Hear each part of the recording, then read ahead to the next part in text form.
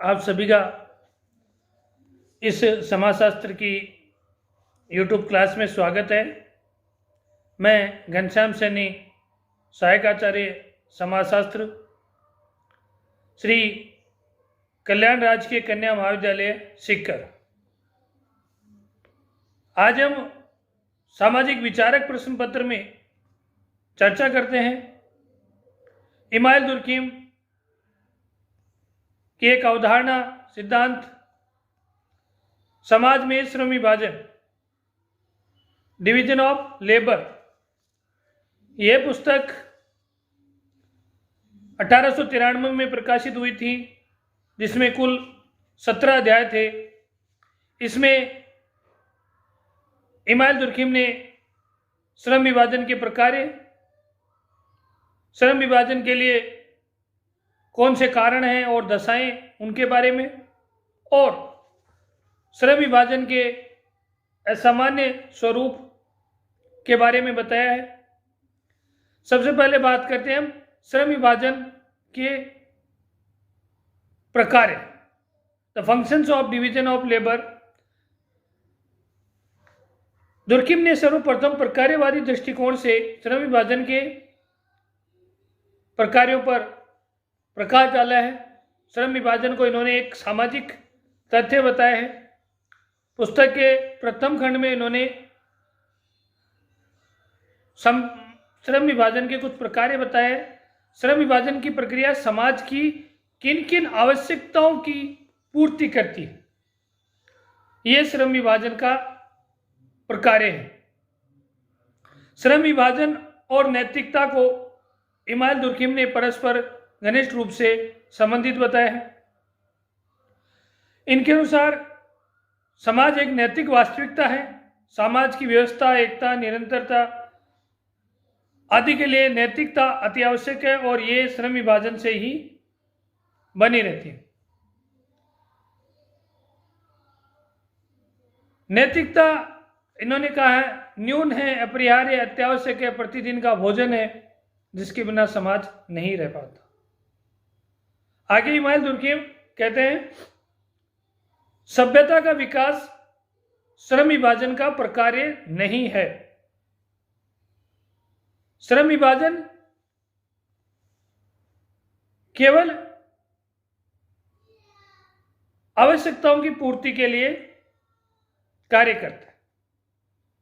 Email दुर्कीम सभ्यता के विकास के प्रकार बताते हैं। पहला, औद्योगिक विकास या आर्थिक विकास, मोटर, रेलगाड़ी, मशीन, अत्याधुनिक साधन जिसमें आते हैं। दूसरा, कलात्मक विकास, जैसे विश्व के कई बड़े शहरों में कलात्मक विकास हुए हैं, रोम, वेनिस, पुर्तगाल आदि में। वैज्ञानिक विकास इत्यादि। इमाइल दुर्कीम कहते हैं कि श्रम विभाजन के दो महत्वपूर्ण कार्य हैं। एक, नवीन समूह का निर्माण करना। दूसरा, नवीन समूह में एकता उत्पन्न करना। इमाइल दुर्कीम कहते हैं कि श्रम विभाजन का महत्वपूर्ण कार्य नैतिक एकता उत्पन्न करना है। विभिन्न समूह विशिष्ट कार्य करते हैं और अन्य समूह अन्य प्रकार का काम करते हैं। जो समूह एक प्रकार का काम करते हैं उनमें कोई न कोई विशिष्ट एकता बन जाती है। इमाइल दुर्कीम कहते हैं श्रम विभाजन ही नवीन समूह का निर्माण करता और उनमें एकता उत्पन्न करता है। यह एकता सामाजिक एकता कहलाती है। दुर्कीम ने लिखा है कि सामाजिक एकता एक नैतिक घटना है। जिस प्रकार का कानून पाया जाएगा उसी प्रकार की उस समाज में एकता पाई जाएगी। उसने दो प्रकार की एकता बताई है, दमनकारी कानून और यांत्रिक एकता। दूसरा है प्रतिकारी कानून और सावयवी एकता। यांत्रिक एकता आदिम समाजों में पाई गई है और स्वाभाविक एकता आधुनिक समाजों में पाई जाती है। इमानुएल दुर्कheim ने सामाजिक एकता पर विस्तार से चर्चा की है, जिसका हम आगे के वीडियो में जिसके बारे में हम चर्चा करेंगे। पहली बात, श्रम विभाजन का कार्य क्या है। श्रम विभाजन का कार्य नवीन समूहों को बनाना और उनमें सामाजिक एकता या नैतिकता बनाए रखना है। श्रम विभाजन किन कारणों से आता है, इसके बारे में इमानुएल दुर्कheim ने अपने पुस्तक के 2 खंड में कहा है। उसमें प्राथमिक कारण बताया है जनसंख्या में वृद्धि। जनसंख्या के आकार और घनत्व में जब वृद्धि होती है तो श्रम विभाजन अपने आप बढ़ता जाता है या उत्पन्न होता है। श्रम विभाजन समाजों की जटिलता और घनत्व के साथ सीधे अनुपात में वितरण करता है। यदि सामाजिक विकास के दौरान ये निरंतर वृद्धि करता है तो समाज नियमित रूप से घना और जटिल बनता जाता है। जब समाज छोटा था, श्रम विभाजन कम था। जब व्यक्ति बढ़ी, जनसंख्या, लोगों की आवश्यकताएं बढ़ी और श्रम विभाजन भी बढ़ता गया, समाज का आकार बढ़ता गया। इमानुएल दुर्कheim ने जनसंख्या घनत्व के भी 2 भाग बताए, एक भौतिक घनत्व और एक नैतिक घनत्व। शारीरिक दृष्टि से लोग जब एक स्थान पर केंद्रित होते हैं वह भौतिक घनत्व है। दूसरा नैतिक घनत्व सामाजिक एकता को प्रदर्शित करता है। इमानुएल दुर्कheim श्रम विभाजन का दूसरा कारण ये बताते हैं सामूहिक चेतना का ह्रास होना। पहले समूह का दबाव था कि व्यक्ति को क्या काम करना है और व्यक्ति वही काम करता था। दूसरा पैतृकता का प्रभाव घटना। सामाजिक परिवर्तन की जब गति कम होती है तो पैतृकता का प्रभाव अधिक होता है। व्यक्ति वही विकास करता है, वही प्रयास करता है जो परंपरागत रूप से उसे समाज और परिवार द्वारा उसे दिया गया। इस प्रकार श्रम विभाजन के 3 कारण बताए। पहला जनसंख्या में वृद्धि, दूसरा सामाजिक नियंत्रण कम होना और तीसरा पैतृकता का प्रभाव कम होना। आगे हम बात करते हैं, इमानुएल दुर्कheim ने श्रम विभाजन के कुछ परिणाम भी बताए हैं। कुल 8 परिणाम बताएं। पहला है प्रक्रियात्मक स्वतंत्रता और विशेषीकरण। ये श्रम विभाजन के कारण ही आता है।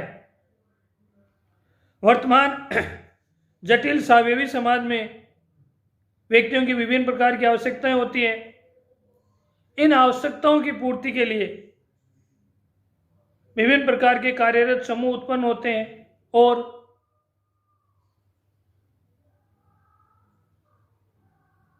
जटिल आधुनिक समाज में यह सब विशेषीकरण के द्वारा होता है।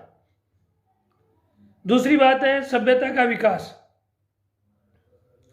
जैसे ही श्रम विभाजन बढ़ता है, विभिन्न प्रकार के विकास समाज में आते हैं, समाहित होते हैं और उसका एक वांछित परिणाम है कि कोई भी समाज सभ्यता की दृष्टि से धीरे धीरे विकास करता जाता है।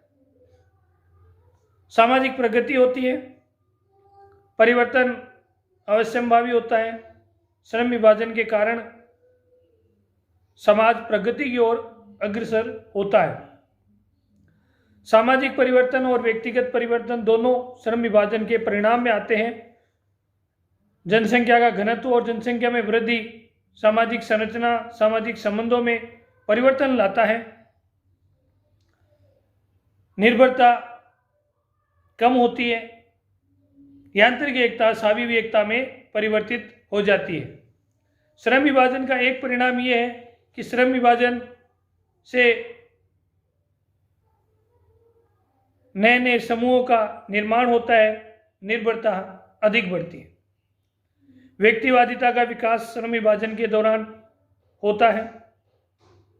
प्रतिकारी और नैतिक दबाव, प्रतिकारी कानून लागू हो जाता है और यांत्रिक समाज में जो व्यक्तिगत समाज का अत्यधिक नैतिक दबाव था वह अब थोड़ा शिथिल हो जाता है और श्रम विभाजन के परिणाम स्वरूप स्वाभाविक सामाजिक एकता उत्पन्न होती है, जिसमें व्यक्तिवादिता के कारण प्रत्येक व्यक्ति की